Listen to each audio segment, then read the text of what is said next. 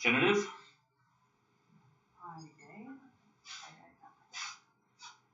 We're doing feminine?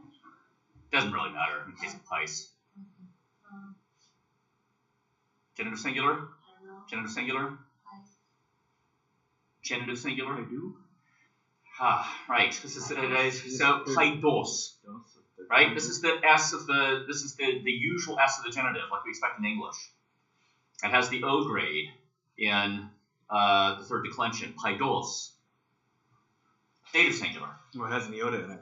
It has an iota in it. You're correct. Good. Paidi. Good.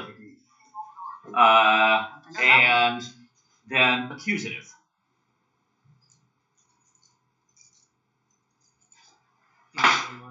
Accusative. Accusative. Accusative. You're thinking of it, but remember, third declension does not have a vowel. Paiden, which becomes what? Paida. Good. Essentially, many of you trained yourselves currently in group work to translate as children plural. Child. It's the only leading fill around in that narrative. There's definitely a mistake I noticed in the Greek there. Minor mistake. It's not a grammatical mistake. It's an inconsistency. They make the accusative dikaiopoulos dikaiopolin, but he's a delta stem elsewhere. It should be dikaiopolida. Because they used to do dikaiopoli. Yeah. And I think that's because I slipped up and made the last part of his name like polis in its usual declension, which would be accusative polin. So plural. Nominative plural. Nominative plural. It's ho or he, right? Masculine or feminine. Nominative plural. Paidas. Paides, right? Right. So this is the S plural, like we expect in English. Notice it has the upsilon grade, right? It's just like kids, right?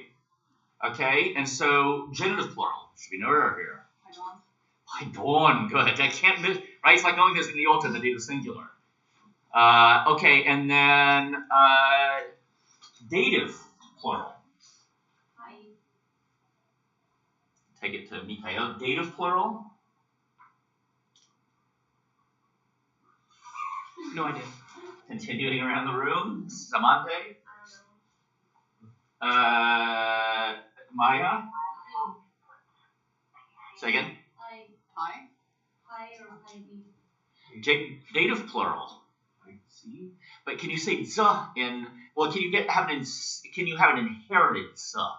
No. You can't. So it becomes what? Paisi. The da drops. Okay, and then accusative plural. Yes, you do. Yes, you do. Think about it. Right?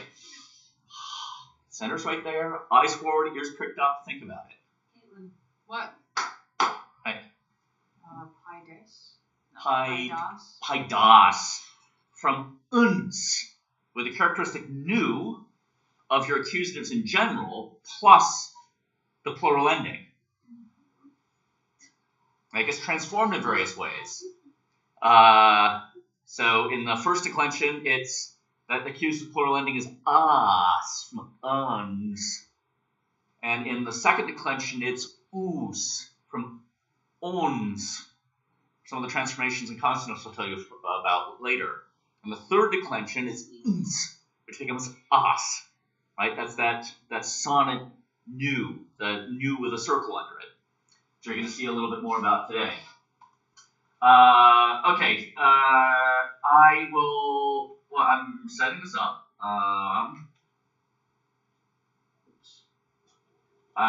Let me remind you, by the way, that all of Smythe's comprehensive Greek grammar is available to you on Blackboard Course Shell.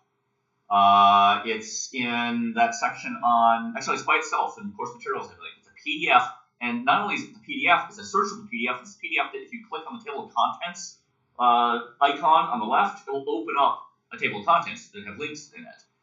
So you can always go to that if you want to have any review outside of my PowerPoints and your own lecture notes.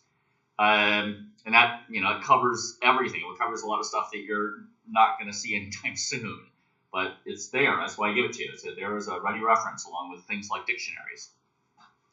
And also, I have put on Blackboard a bunch of declension and conjugation charts just for practice.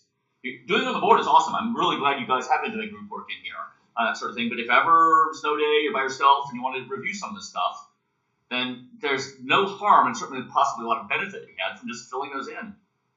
And not just committing them to your short-term memory for a quiz, but just repetition, getting you, just like repetition with your vocabulary cards, making it something more permanent. All right, so I'm going to talk to you a bit about several topics. And Alex is going to be missing. I knew that, actually. Because he's got something going on. And I get a new book in the mail about a Turkish site. I just saw you reading it. And it smells so good. I love the books that smell good. It smells nice. It's not, sniffing a tablet is not the same. It's kind of weird, actually. So. A little bit. All right. So the main topic for today is an introduction to relative clauses, including, of course, the relative pronoun. Did I upload this yet? I don't think I uploaded it yet. I got distracted by something. Anyway, so relative clauses. You've already actually had several kinds of clauses. You've had things that fall in a broad category, things that are called adverbial clauses. So you had, remember the result clauses with hoste? Right, those have been introduced to you. I'm gonna go over those along with things that are called purpose and object clauses pretty soon. So you have a whole idea of the kinds of clauses that mean things like I did this in order to do something else, right? That's a purpose clause. But the relative clauses are a kind of thing that are actually called an adjectival clause, and I'll explain that in a moment. So it is a clause that contains a verb. And it's a finite form of verb, right? It's not just a phrase. And it is adjectival or descriptive, which lends to further information, sometimes definitive, about a noun or pronoun in the main clause. Now, I should point out, in these examples, right, English has, right, such clauses are introduced by that, or who, or whom, depending on whether you're talking about the subject or the object of the verb in the relative clause, or which, and it has the relative pronoun. Now we call these relative pronouns, but these are, perhaps more properly speaking, these are relative adjectives, because unlike your simple pronouns, personal pronouns like ego, su, who, right, henes, these have a masculine, feminine, and neuter form that declines, just like any other adjective would. And so they get called pronouns, and I'll use the terminology probably, but you have to realize that they are effectively adjectives, much like the possessive adjectives, which often get called pronouns, like mos, me, mon, right? My, mine thing in Greek, as opposed to blank followed by mu or moi, of me or for me. And the first part of this, the thing to which they are linked, which they provide further information, is known as the main clause. So I will give you some examples. The noun or pronoun in the main clause is called its antecedent. The thing that the relative pronoun points back to is called the antecedent. And so, just to take an example off the top of my head, if I said something like, the bus driver whose coat is red drove us this morning, the whose coat refers to the bus driver. He's the antecedent, right? Of whom the coat, that guy. I'll point out to you, incidentally, since we were talking about declensions a little while ago, that we have 3 inflections of who in English that reflect something very much like what we see in Greek. We have who, subject, whom, when we're talking about direct or indirect object, and whose spelt with an SE as a single word, which reflects the fact that you have the old genitive ending on there, the sa, just like we were talking about in the third declension. No reason to be spelling it actually with an apostrophe S, although you would think so given the way the graphical convention for other genitives, but it actually reflects the older spelling, right? The apostrophe S of the English possessive is a recent development in our orthography, meant to distinguish it from the plural. That doesn't mean there's something missing there. Fell's point is spelled F-E-L-L-S, no apostrophe point. And it's because it belonged to Admiral Fell, not Admiral Fells. It's the old possessive form. All right, now, English distinguishes between two types of relative clause, right? So, quick English lesson here, right? Definitive, which has essential information in it. And these will have who, whom, that, which is often stylistically disparaged with these so-called definitive types, but let me tell you what I'm talking about, right? So, this is the house in which I live. This is the house I live in. That in these definitive forms can often be omitted, right? Implied. This is the man whom possibly Melissa saw driving the cart. This is the man Melissa saw driving the cart. In other words, this provides essential information about the antecedent. In other words, what's important here, is essential here, is that these definitive types is the man who's driving the cart is the one we're talking about. Right? It's not supplementary information, it's essential to whatever is in our conversation. Likewise, right, this is the house that I live in. This is the house, and not the one I just happen to be living in, or the one that's next door to the one I live in, right, supplementary information. So those are definitive. And then we have non-definitive sorts in English, right? And again, these generally have some inflection of the relative pronoun in them. So the purpose here is not really so much to give you a revision of your English grammar, is to give you the parallel to what I'm talking about in the Greek, what I'm going to introduce in the Greek. So, right, an example, this is a man who was thin and pale was driving the cart. But that has no bearing on the importance of his driving the cart, right? That's what's being conveyed in discourse here. I'm just adding further information. By the way, he's also thin and pale, if you want to identify him. But what's really important for purposes of discourse is that, he was driving the cart. Right? So what's essential being his description as the driver? Those are the distinctions. And we distinguish these in English, right? The typical form for the definitive kind is to say with something which is not obviously personal, a person, we tend to say that, or we simply omit the word, right? The house I live in. All right, so important things to know about the relative pronoun, which don't have an immediate parallel in English, in Greek. Namely, that the relative pronoun must agree with the antecedent in gender and number. Now, that's the first part is not an issue in English because we don't mark grammatical gender. Right? It's long since disappeared. Number would, you think, be an issue because we have grammatical number in English, except that it so happens that the singular and plural forms have fallen together. They're indistinguishable from each other. Whom can be both, right? The object case, the oblique case for singular and plural things. So, however, the one thing that is true of both English and of Greek is that there's also going to be a case involved. So they agree with gender and number with the thing in the main clause, in this case the man or whatever it is that you're talking about, the house, that would be Greek.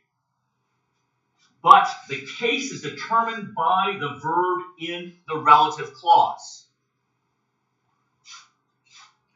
It stands because it has its own finite form of the verb, and that verb has a subject and an object. And in some cases, the object might be the antecedent. Right? The person who's being talked about. Then the case must be the same.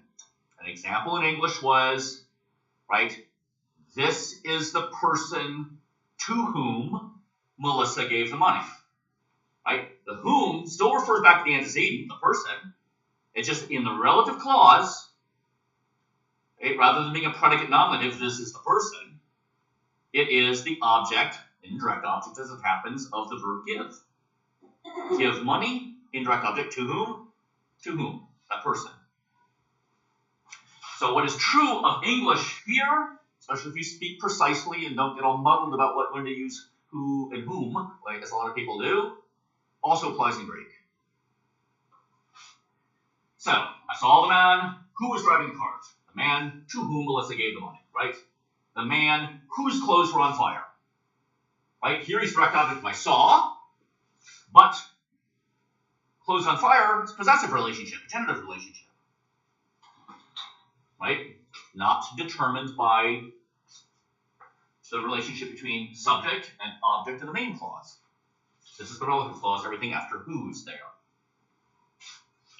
So the principles, as is often the case of English, will apply in Greek. There's just the added complication, especially for people who are only accustomed to speaking English, of there also having to be that important gender and number identity of the antecedent with the personal pronoun. And that's because in Greek you need to know what you're referring back to, among other things. As I've said, since we started this course, Greek employs inflectional endings to indicate important syntactical relationships, right? Matching of things in some fashion throughout sentences in a way that English talks around it very often, by using a lot of words, or by relying heavily on strict word order. Whereas Greek is flexible that way. So long as things have matching, at an abstract level, sort of matching inflections, I can kind of throw all the words up in the air and have word salad, but I still know what goes with what, right? Like pieces of a puzzle fitting together. Now, this is something which I talked about a little bit yesterday. There's a close semantic relationship, right, of a relative clause, right, kind of adjective clause, and its main clause to two conjoined separate clauses. And when you have two clauses, independent clauses, that are in finite forms of the verb, that are conjoined with a conjunction, we call these coordinate clauses, right? They're coordinated, like clothing from your wardrobe. So what I mean by this is that I saw the man who was driving the cart is kind of the same, more or less equal to I saw the man and he was driving the cart. Now, this is interesting and I think instructive in a couple of ways. Firstly, it simply points out that who allows us to reduce the number of words we're saying. There's actually something that linguists talk about, conjunction reduction. Something which is frequently done, especially in spoken languages. So we don't have to keep saying things like, the witch ate Hansel and the witch ate Gretel. Right? The witch ate Hansel and Gretel. But it's also a way perhaps of logically trying to figure out what case this ought to be in. Because if this were a sentence like, right, I saw the man and Melissa gave him the money, then I know that it has to be whom. Because he's the indirect object of giving. So in other words, I'm suggesting to you that you might use this as an analytical tool when playing around with relative clauses, especially if I ask you to compose a couple for some reason. Go, what would the equivalent coordinate clause, something which you already know about, joining things with kai or Allah, right, or de, be of this relative clause construction? And then work your way backward to the simpler form.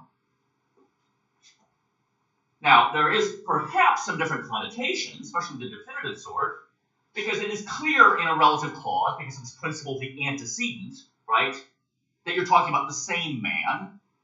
But generally speaking, in context, you'd understand, right, I saw the man and he was driving the cart, but I hadn't changed the subject on you. But nevertheless, kind of the relative pronoun with all its agreement principles nails that relationship down. That's the one I'm talking about. And there's an antecedent somewhere. It signals antecedent. Go look for it. So that's what they look like. And so the basic relative pronoun in Attic Greek translated as who or whom, which or that, or omission in some cases, especially when they're definitive sort in English. Right? I live, this is the house I live in. Right? It looks like this. It is an adjective. Hence we talk about this as an adjective clause, right? So it has, and I should actually put the vocative there, masculine, feminine, and neuter forms, and all the cases. I'm not going to, there's a vocative you can put there if you want to, because the nominative and vocative happen to be the same if you use them.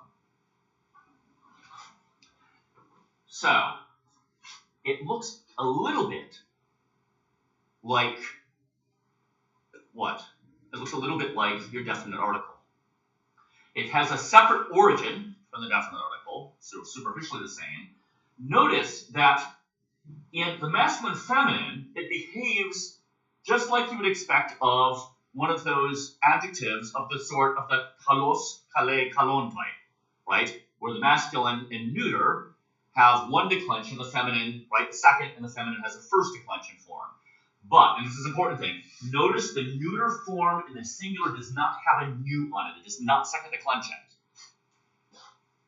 Right? And it's like auto that way. Right? This thing, neuter. In fact, your pronouns of this sort, relative pronouns, your demonstrative pronouns when you get them, right, will have a neuter form that does not have a nu on it. Will end in o. It's ekeno to pragma in ancient Greek, not ekenon. Right, that thing over there. And this reflects just an inherited feature of the pronouns. That the neuters actually originally ended in a tau, a t, but it drops in Greek. Incidentally, that tau persists in Germanic languages, which is why we say that. That thing over there. That's the old T ending for the neuter. Plural presents us with no special issues, right? Masculine behaves as if it's a second declension noun, just like your alternating declension types, your simplicia as they're known, your simple first and second declension type adjectives. The paradigm usually being kalos, kale, kalon, right? So, as though second declension in the masculine, as though first declension in the feminine. And here, exactly what we expect. Even if the neuter forms don't have your characteristic second declension ending, say come from somewhere else, no lie. Your neuters, plurals, always end in a, and the nominative and the accusatives are always identical to each other. That's why I've highlighted them in yellow. That's why the other day when I asked about pantas, right, on the board, you and Luke were writing it, and Luke said neuter, well, that's not possible. There's never going to be a neuter inflection that has that final sign on it. Right? Not in a position. Alites, perhaps, right, for a true thing, but not with that kind of adjective. So, that's your basic form of them. Main takeaway here, well, firstly, there's not a whole lot new to learn. It looks like a lot of ants on the page, right? Notice it takes, unlike the definite article, it consistently takes an accent, as well as a breathing. The breathing is huh. There's no tau here in the neuter forms, but the declension should be entirely familiar to you, right? There's just this one little peculiarity here, but there's no crazy new declensional system to learn. What they've also given to you in Apenaze is this intensive form. And so there's this form that has per. And you'll notice on the handout I gave you yesterday that per is listed. You can stick it onto all sorts of things to intensify them. And it's hard to sort of give you all the possible translations. But one of the words you've already had is kaiper and per, which they said you could translate as all, right? As although, right? And even, right? It's one of the suggestions. So this can be translated as, right, the very ones who, if you want to intensify it, or but those who. In the same way that we insert, right, very one, or in this case the demonstrative pronoun those in English, to indicate intensively the ones I'm talking about, right? Just gives it emphasis. Now, a couple things that I'll point out. 1. Occasionally, you'll see this in what's called in Tmesis. Tmesis means you actually see this written as two separate words. It just means splitting apart of something. So you'll see hos, and then the gap, and then pair, like any other enclitic. Most of the texts you're going to see are going to write them like this, right, as a single word, just like pipe pair. Notice that the n becomes a mu before p. Right? That's a phonological rule, and again, that long list of those things I'm going to try to put together is going to have that. But you've seen it before, right? Where if you have a nu preceding a labial, some sort of ba, pa, or pa, that nu becomes a ma. That's why we say emphasis even in English, not emphasis. And what does emphasis mean literally? It literally means the speaking from fe me in something. Right? It's giving it a little extra phasis.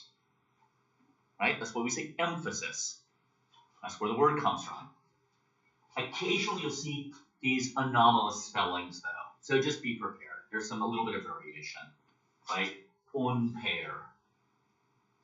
But these are the forms that I would like you to know.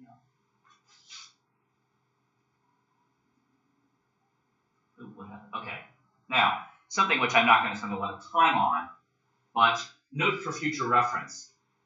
Adequate distinguishes between definite and indefinite relative clauses, not to be confused with the definitiveness that we talked about in English.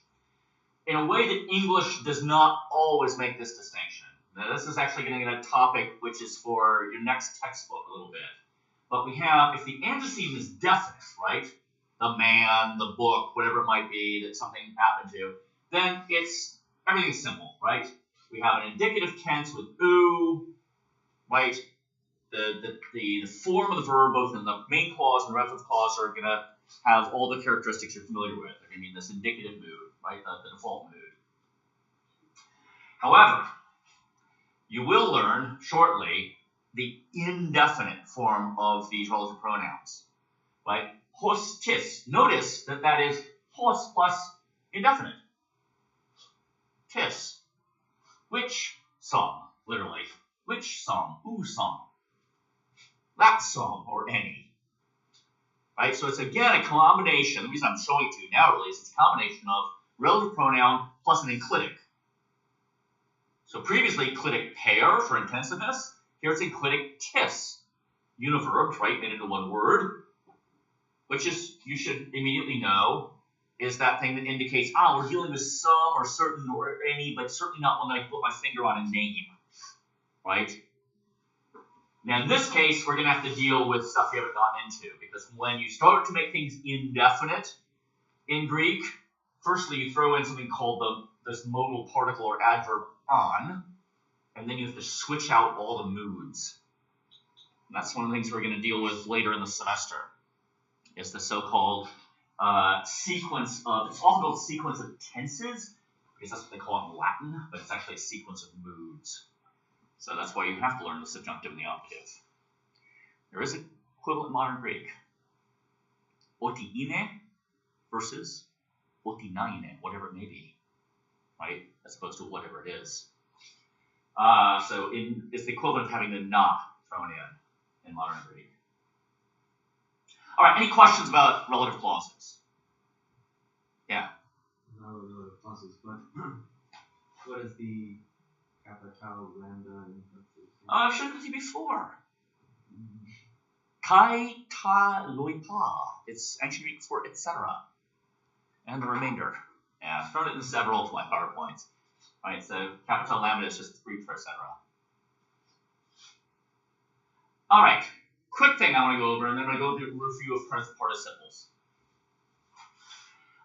Present stem formation, I keep alluding to it. So I want to sort of deal with it definitively in one place here. Now, the present stem takes lots of forms, okay? Which once mark subtle differences in connotation. Sometimes these are differences in what's called in German Aktionsart. The kind of action you're dealing with. Now, some of them are not marked.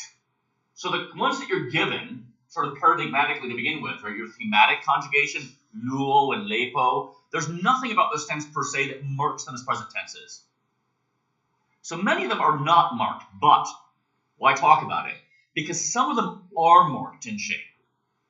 And this may again be a helpful analytical tool when you're trying to determine what stem you're dealing with, at least by process of elimination. What needs to go? What could I eliminate? Or what is here present? Which indicates that this is a present stem, or what by process of elimination can I deduce it's what other form of stem is it? Is it aorist? Is it perfect, or something of the sort? So two really common forms of emphatically marked, right, are reduplication. We've had that before. Gignomai, gignosko. And with your non-thematics, you'll deal with others like didomi, I give. With iota, almost without fail. In fact, whether there's an epsilon type is a little controversial. Or these additions of suffixes or infixes. And the classic example of these so-called infixes are the characteristic news that pop up in some of the present tenses. And I've showed you some of the suffixes. So, the first feature, right, reduplication, always disappears. So in other words, if you see a verb stem, like gen, right, and you think, I know that means something about becoming, and if it lacks the ge, it cannot be present. Because the ge has to be there with the first principal part. Right? And the second does almost without fail. I can actually think of one example where it fails to disappear in its analogical development, and that's didasko. I teach, which persists for some reason into the first aorist form. And didaxa. So here are the major types. Again, I'm not going to belabor this too much, but they're here for you on slide 12. Right? Reduplicated non-thematic plus suffix. Non-thematic because that O there is not actually the thematic vowel. That's part of the stem. Only becomes thematic because the suffix is thrown on there. But the aorist of this is a non-thematic for a second aorist. Egnon is how you form that. I knew in the past.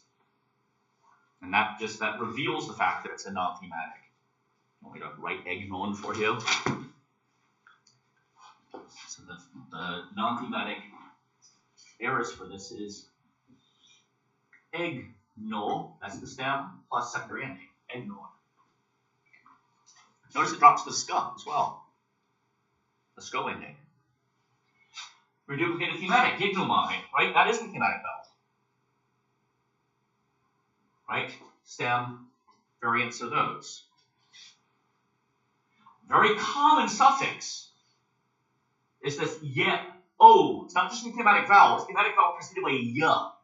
And that is to say an unaccented iota, which is what that little sub-brev, that little curve means. Think of it as a y if you want to. Now what's important about this explains why some of our present tenses have an iota which disappears in the other principal parts. Because Greek does funny things with this iota. So for example, banyo becomes bino. It reverses positions, that iota. It's not actually quite as simple as what's happened, but that's effectively what's happened. Which is why its second non-thematic aorist is ebane. There's no iota to speak of anymore. And that's true of nu, that's true of ro, right? That's why it's airo, right? But aeron without an iota for I lift. There's something different with lambdas. It just geminates them, it makes them double. But if you look at the aorist of this, right, it's engela, which is one lambda. There's a very common suffix, a, that's the thematic vowel, ao. And especially with this O grade of the stem, you'll see a lot of these, oreo, it has the sense of being causative or iterative. That's a repeated action. Right? And this is I carry to and fro, iterative. And attic comes to mean I wear a garment, and it's effectively the same word in modern Greek, except that it's become an alpha stem for owl. An alpha contract. By the way, if you've done any Latin, this is something which happens in this o is what you get in moneo, right? To cause something to come to mind, like to warn. So it's a common Indo-European form, and incidentally, it underlies, becomes an A in the Germanic languages, a long A, this O does, which is why, right, the intransitive of rise, right, it's an intransitive verb, this rises up, it rise something, but the causative is to cause to rise is to raise, and to lie, intransitive, like lying down, is intransitive, but the transitive is lay, to cause to lie. The latter being utterly confused by most American speakers these days. I lay in bed. No, you didn't. You, right? I am laying in bed. No, you are lying in bed. You may have laid yourself down, but you are lying in bed. But that's the causative form. So rise is to raise, is lie is to lay. That's the same, and in fact, that's the same, has the same ending originally. Right, you get a lot of these other sorts of suffixes here, right? So you've had kopto, for example, but ekopsa, right, for the first aorist, active. This ta doesn't persist. It's just pa plus sigma alpha. And it probably has to do with a weird phonological rule in Greek that seems to make all p's that are inherited into p's. And then this one, already illustrated above, skepo, right? Ske plus your thematic vowel, right? Often inchoative, I began to do something, right? I'm beginning to get to know, I learned, gignosko, right? This is I find, I come upon something. And this is used a lot, incidentally, in Ionic Greek with the imperfect, especially if you want to have the sense of inchoative action with the imperfect. And you'll see it a lot in Homer. And then this N suffix is really typical. The only thing to be aware of is that sometimes the nu actually does belong to the stem, as in crino. But notice it disappears, the nu, in the other principal parts. Auxano, no nu, no nu. Montano, no nu, no nu, in the stem. And as I pointed out, a cognate of this, a congener of this in English, is I think present, but I thought past, no nu. It's disappear in the other principal parts. In fact, probably has some sort of relationship with now in nun. Right, back in the day, and it was stuck into the present to indicate it's a here and now verb. Right? In other words, it's punctual present as opposed to present continuous. All right, any questions about that? I just sort of threw that in because that gives you some hints. Like either how to identify them positively or how to, by process of elimination, figure out what can't be a present stem. And also perhaps to to help you with like figuring out that makonto, they were fighting, right, is not the same as makesonto, right? Until they fought. All right, here's what Alex really wanted, and what everybody else. Right, so I think that I got the impression, I sort of pulled the interest, and that is you guys are interested in the present participles, especially their formation, because they're the ones that seem anomalous. So once again, I'll repeat to you, one thing that will never fail you, just like the tentative plural, is that middle participles will always have those endings menos, mene, menon, and all the subsequent inflections in the oblique cases, without fail. That's true of all the middles. It's the present, especially in their nominative forms, that look weird. So here's our basic thematic type. Notice this applies to present participles It applies to future participles, because those are always thematic, right? And it applies to your second aorists if they're of the thematic sort. The accent, by the way, might move around, because you know it's labon, right? Taking, seizing. But accents aside, these are what they look like. And here I've tried to give you some idea of why this has a tau in it. In its oblique cases, the masculine and neuter forms, but it doesn't appear in the nominative, let alone appear in the feminine. And that's because what underlies this is und originally. And as starting here and working backwards, I'm showing you how the phonology worked. So the und characteristic uns is always there. Simple, in the case of the neuter, just drop the tau, because Greek does that right away. It's a prehistoric feature, and you end up with on. The feminine has the same basic underlying form, und. It's just that in Greek, they've thrown on this extra ending ya to indicate femininity in this case. So that's why it becomes one of those first declension types of the short alpha sort, like tagata, C, or gehura, bridge. But you'll remember that those are long in the genitive and dative respectively. So what underlies this is untia. And again, I've sort of worked my way back.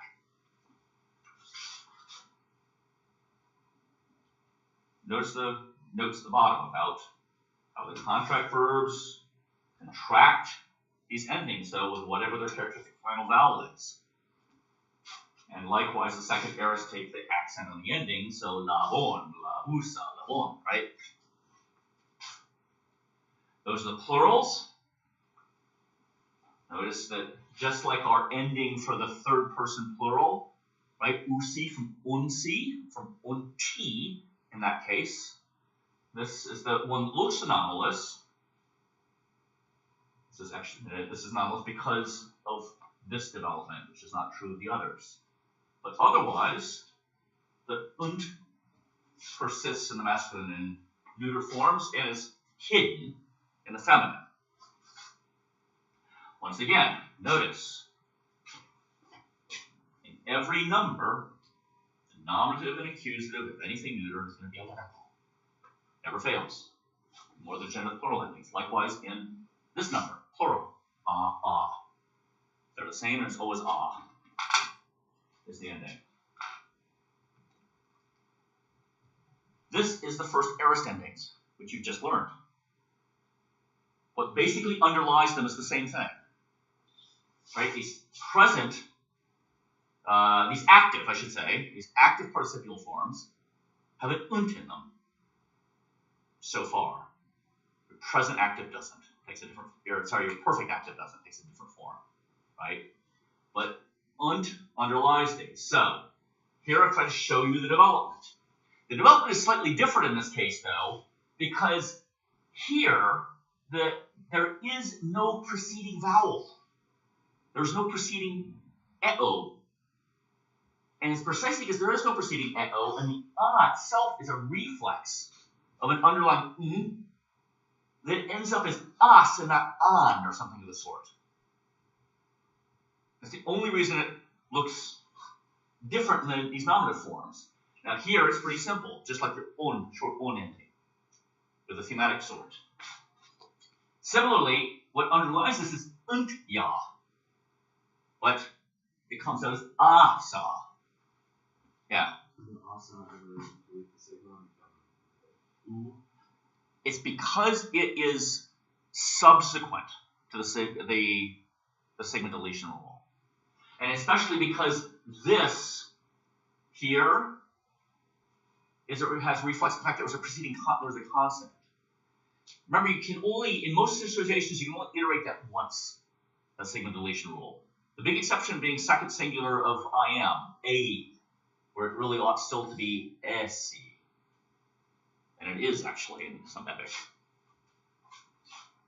So there's only one iteration of that, and it happens, well, it happened at some point in the Iron Age. after Mycenaean Greek, but Mycenaean Greek is already reduced to the as far as we can tell from the spellings.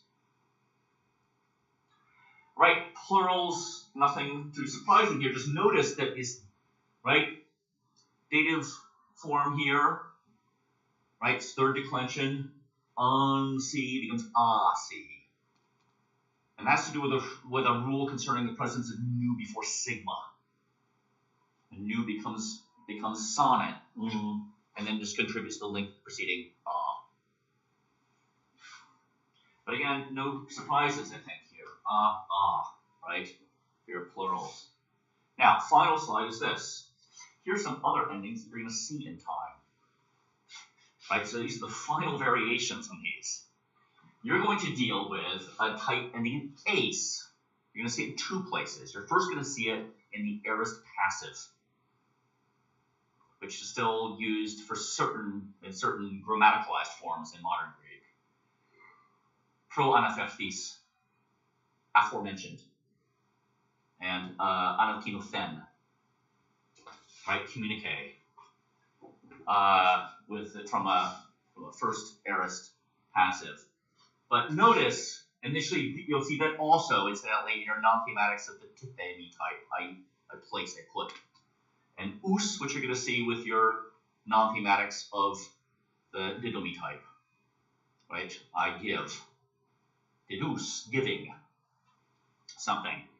And although you almost never see it, the themi type, which alternates between e and a, what do you think that the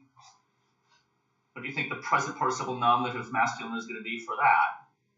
Actually, I gave it to you in a previous slide. For themi, where the vowel alternation is a, eta, and short alpha, it's going to be fas, speaking, right? As though it were of this sort. Right, but here I've tried to present you some of these transformations. This is actually why it's taking me so long to finesse this handout, because I want to make it clear without being too full of information on one sheet of paper. For those of you who are really interested in following this phonological rules, it seems to work for some people, right? To figure out, oh, what should I expect this to be transformed into? Well, in this case, you should expect ain't to be transformed into ace.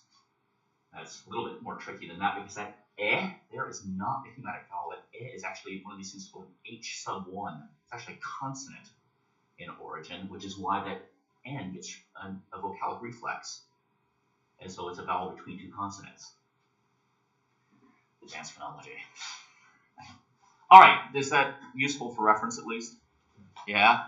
Okay, we shall read. We shall read. We shall ride. We shall read tomorrow. See, vowels are important. We shall read. We shall ride. Bye. Okay, so, yeah, we'll read tomorrow, and the quiz will be on relative clauses. Yeah, it'll be about the forms. It'll be about making them agree properly. Sound good?